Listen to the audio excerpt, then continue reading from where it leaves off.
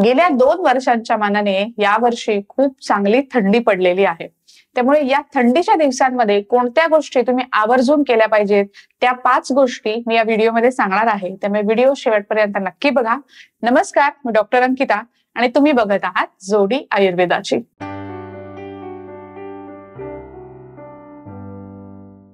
चांगली थंडी सुरू झाल्यानंतर थंडीत करण्यासारखी सगळ्यात पहिली आणि महत्वाची गोष्ट आहे ते म्हणजे अभ्यंग. अभ्यंग म्हणजे काय, तर शरीराला तेल लावणं. तुम्हाला सगळ्यांना माहिती असेल, दिवाळीच्या दिवसांमध्ये आपण एकच दिवस अभ्यंग स्नान करतो आणि पुढचे जे 3-4 महिने रेग्युलरली अभ्यंग करणं अपेक्षित आहे ते आपण सोडून देतो. पण खरं तर थंडीच्या दिवसांमध्ये वातावरणातली रुक्षता वाढलेली असते, म्हणजे ड्रायनेस वाढलेला असतो. त्यामुळे आपल्या शरीरात सुद्धा ड्रायनेस निर्माण झालेला असतो. तुम्ही नोटीस केलं असेल, जशी थंडी पडायला सुरुवात होते तशी हळूहळू 8-15 दिवस चांगली थंडी सुरू झाल्यानंतर हाताची त्वचा कोरडी होते, पायांच्या त्वचेला चक्क पाय फुटतात, पायांना भेगा पडतात. याचं कारण आहे वातावरणात वाढलेली रुक्षता, पर्यायाने शरीरातली वाढलेली रुक्षता. म्हणून ही रुक्षता कमी करण्यासाठी आणि स्किनचा टेक्स्चर चांगलं ठेवण्यासाठी तुम्हाला अभ्यंग करणं गरजेचं आहे. अभ्यंग कसा करायचा, तर सोपं आहे. कोणत्याही वेळेला जर तुम्हाला अभ्यंग करायचा असतो, ते तेल शरीरात जिरावं असं वाटत असेल तर ते हृदयाकडच्या बाजूने म्हणजे उलट्या दिशेने लावायचं. हातांना तेल लावताना उलट्या दिशेने लावायचं, पायांना तेल लावताना खालून वर हृदयाकडच्या दिशेने जेव्हा तुम्ही तेल लावता, म्हणजे शरीरावरचे जे केस असतात त्या केसांच्या विरुद्ध दिशेने तेल लावता, तेव्हा त्या शरीराच्या केसांच्या रोमकूप जी असतात, म्हणजे जे फॉलिकल्स असतात, त्यांच्या मार्फत तेल शरीराच्या आत जिरतं आणि तुम्हाला जी अपेक्षा आहे की स्किनच्या लेयर्स 7 लेयर असतात स्किनचे, त्या स्किनच्या आतल्या लेयर्स पर्यंत ते तेल जावं, ती अपेक्षा या वेळी पूर्ण होते जेव्हा तुम्ही ते अपोजिट डायरेक्शन मध्ये लावता. त्यामुळे नियमित अभ्यंग करणं ही थंडीच्या दिवसांमधली सगळ्यात पहिली महत्वाची गोष्ट आहे. आतापर्यंत जर तुम्ही करत नसाल तर आजपासून सुरू करा, जेणेकरून पुढचे काही थंडीचे 1-2 महिने शिल्लक आहेत त्या महिन्यांमध्ये वातावरणातल्या ड्रायनेसमुळे होणारा त्रास तुम्हाला होणार नाही आणि तुमच्या शरीराचं त्वचेचा टेक्स्चर खूप चांगलं राहील. थंडीत करण्यासारखी दुसरी महत्वाची गोष्ट आहे ती म्हणजे, जसं मी आता सांगितलं की वातावरणातल्या ड्रायनेसचा परिणाम शरीरावर होतो, तो फक्त वरच्या स्किनवरच नाही तर शरीरातल्या आतल्या सगळ्या ऑर्गन्सवर परिणाम होतो आणि आतल्या ऑर्गन्सवरती सुद्धा ड्रायनेस यायला लागतो. म्हणजे काय होतं, तर आपली जी आतडी आहे ती आतडी सुद्धा ड्रायनेसमुळे सुकतात. बऱ्याचदा लोकांनी लक्षात आलं असेल की थंडीच्या दिवसांमध्ये कॉन्स्टिपेशनचा त्रास होतो, कारण आतड्यांमधली स्निग्धताच निघून गेलेली असते. आणि ते होऊ नये म्हणून पूर्वी आपल्याकडे जसं दिवाळीच्या दिवसांमध्ये आपण अभ्यंग स्नान करतो, तसं दिवाळीच्या दिवसांमध्ये जे फराळाचे पदार्थ केले जातात, म्हणजे चकली आहे, करंजी आहे, ते सगळे डीप फ्राईड आहेत किंवा चिवडा आहे, हे सगळे भरपूर तेल असलेले, भरपूर तूप असलेले, म्हणजे स्निग्धता असलेले पदार्थ आहेत, जे तुम्ही या थंडीच्या दिवसांमध्ये खाणं अपेक्षित आहे.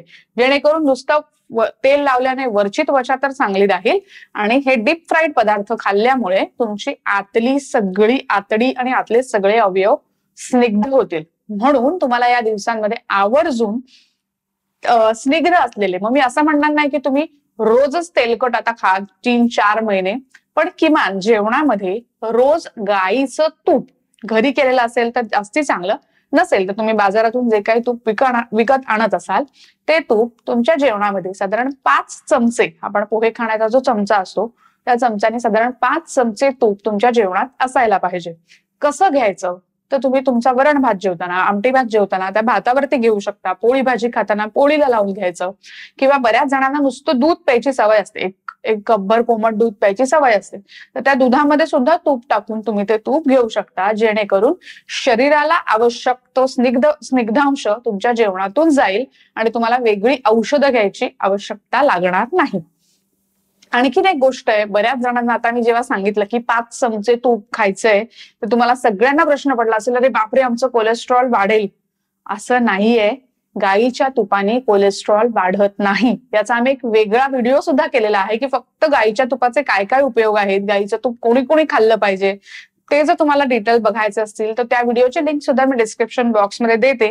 तो व्हिडिओ सुद्धा तुम्ही आवर्जून बघा, म्हणजे गाईच्या तुपाने कोलेस्ट्रॉल वाढत नाही हे तुम्हाला कळल्यावर त्याच्यावर जे रिसर्च झाले ते मी त्या व्हिडिओमध्ये ते सुद्धा सांगितलेले आहेत. ते सगळं ऐकल्यानंतर तुमची भीती जाईल आणि तुम्ही तूप खायला सुरुवात करा. थंडीच्या दिवसांमध्ये करण्याची तिसरी महत्वाची गोष्ट आहे ती म्हणजे उष्ण पदार्थ खायचे. आता शब्दच आहे थंडी, त्यामुळे वातावरणातला थंडपणा, पर्यायाने शरीरामध्ये आलेला थंडपणा, तो कमी करण्यासाठी उष्ण पदार्थ खायचे. म्हणजे गरम, जे स्वभावाने गरम आहेत, उष्ण आहेत असे पदार्थ खायचे. मग ते कोणते? तर सगळ्यात कॉमनली माहिती असलेला पदार्थ म्हणजे गुळ. तुम्हाला सगळ्यांना माहिती असेल गुळ हा स्वभावाने फार उष्ण आहे. तीळ सुद्धा स्वभावाने खूप उष्ण आहेत. आता येत्या संक्रांतीला तुम्ही सगळेजण तिळगुळ घ्या गोड गोड बोला असं म्हणत तिळगुळ खाणारच आहात. त्यामुळे हे तिळगुळ नक्की आवर्जून खा, कारण यावर्षी चक्क जानेवारी महिन्यात सुद्धा चांगली थंडी आहे. त्यामुळे तिळगुळ खाण्यामागची कल्पनाच ही आहे की या काळात शरीरातली वाढलेली शीतता म्हणजे थंडपणा कमी करण्यासाठी तिळगुळ. या दिवसांमध्ये पपई हे एक फळ सुद्धा खूप बाजारात तुम्हाला दिसत असेल. पपईचं ज्यांच्याकडे झाड असेल त्यांना माहिती असेल की झाडावर एक सुद्धा पान नसतं, पण भरपूर पपया लागलेल्या असतात, कारण हा सीझन आहे पपईच्या फळाचा. त्यामुळे पपई सुद्धा स्वभावाने उष्ण असते. त्यामुळे एरवी पपई खायला बऱ्याचदा रेस्ट्रिक्शन्स असतात, कारण खाल्ल्यानंतर उष्णतेमुळे ब्लिडिंग जास्ती होतं. काही बायकांना मेन्स्ट्रुअल सायकलमध्ये ब्लिडिंग जास्ती होतं, किंवा ज्यांना पाईल्स फिशर्सचा त्रास आहे त्यांना सुद्धा पपई खाल्ल्यानंतर ब्लिडिंगचा त्रास होतो. ते सगळेजण या थंडीच्या दिवसांमध्ये थोडीशी काळजी घेऊन पपई सुद्धा खाऊ शकतात. त्यामुळे तिळगुळ आणि पपई खाण्याचा सीझन म्हणजे थंडी. थंडीच्या दिवसांमध्ये चौथी करायची महत्वाची गोष्ट म्हणजे नुसतं खात राहायचं नाहीये, तर व्यायाम सुद्धा करायचा आहे. भरपूर व्यायाम करायचा आहे. मी मागे एका व्हिडिओमध्ये सांगितलं होतं की व्यायाम कसा करायचा, तर ऋतूनुसार किती करायचा, तर आपल्या शक्तीनुसार अर्धशक्ती व्यायाम अशी एक कल्पना मी त्या व्हिडिओमध्ये सांगितली होती. म्हणजे व्यायाम करायला सुरुवात केल्यानंतर जेव्हा तुमच्या कपाळाला घाम यायला लागेल तो तुमच्या शरीराचा अर्धशक्ती व्यायाम आहे. जे नियमित व्यायाम करत असतील त्या सगळ्यांना माहिती असेल की एरवी जेव्हा तुम्ही व्यायाम करता त्या साधारण 15-20 मिनिटांमध्येच तुम्हाला घाम यायला सुरुवात होते. पण थंडीच्या दिवसात मात्र असं होत नाही. एक साधारण 30, 40, 45 मिनिटं व्यायाम केल्यानंतर हळूहळू घाम यायला सुरुवात होते. त्यामुळे थंडी हा व्यायाम करण्यासाठी सगळ्यात उत्तम ऋतू आहे. भरपूर व्यायाम केला पाहिजे. अगदी सूर्यनमस्कार असतील, योगासनं असतील, काही वेगवेगळे अष्टांग योगा, पॉवर योगा म्हणून काही प्रकार आहेत, काही जण ते करतात, ते करा. अगदी काही नाही तर 45 मिनिटं चालायला जा, पण थंडीच्या दिवसांमध्ये आवर्जून व्यायाम केला पाहिजे, आणि तो सुद्धा सकाळच्या वेळी रिकाम्या पोटी. पाचवी गोष्ट जी तुम्ही थंडीच्या दिवसांमध्ये करायची आहे ती म्हणजे रसायन औषधांचं सेवन. आता तुम्ही म्हणाल रसायन औषधं म्हणजे काय, तर थोडक्यात सांगते. रसायन औषधं ही अशी औषधं असतात जी खरं तर तुमच्या शरीराचं अँटी एजिंग किंवा रिज्युव्हिनेटिंग हे काम करतात. आणि या दिवसांमध्ये रसायन औषध घेण्याचं कारण असं की जसे तुमचं शरीराचं बल, मी म्हटलं व्यायाम करा कारण शरीराचं बल चांगलं आहे, तसं तुमच्या शरीरातला अग्नी सुद्धा खूप चांगला असतो. त्यामुळे जे रसायन औषध पचवण्यासाठी ज्या मिनिमम अग्नीची कपॅसिटी पाहिजे ती कपॅसिटी तुमच्याकडे थंडीच्या दिवसांमध्ये असते. त्यामुळे आवर्जून रसायन औषधं घ्यायची. मग आता ही रसायन औषधं कोणती, तर सगळ्यात पहिलं कॉमनली सगळ्यांना माहित असलेलं औषध आहे ते म्हणजे च्यवनप्राश. आवळा हा या ऋतूतच थंडीतच भरपूर येतो, आणि या आवळ्याचा फ्रेशली तयार केलेला च्यवनप्राश जर का तुम्ही नियमितपणे खाल्लात तर रिज्युव्हिनेशन, अँटी एजिंग अशा अनेक गोष्टींचा फायदा तुम्हाला त्यामुळे होतो. त्यामुळे आवर्जून च्यवनप्राश सुद्धा खायला पाहिजे. कधी खायचा, सकाळी उठल्यानंतर रिकाम्या पोटी एक चमचाभर च्यवनप्राश खायचा. दुधाबरोबर खायचा नाही, नुसता च्यवनप्राश चावून खायचा. एक 10-15 मिनिटांनंतर तुमचा नाश्ता वगैरे करायला हरकत नाही. जर तुम्हाला च्यवनप्राश आमच्याकडून ऑर्डर करायचा असेल तर खाली दिलेल्या व्हॉट्सअप क्रमांकावरती संपर्क करा. आम्ही तो कुरिअरने तुमच्यापर्यंत पाठवण्याची व्यवस्था करू. आणखीन काही गोष्टी आहेत.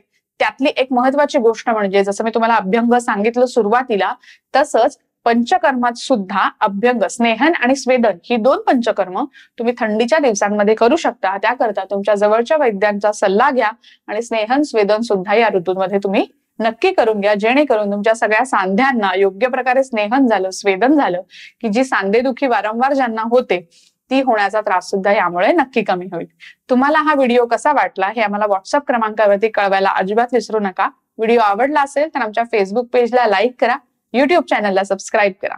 थँक्यू. धन्यवाद.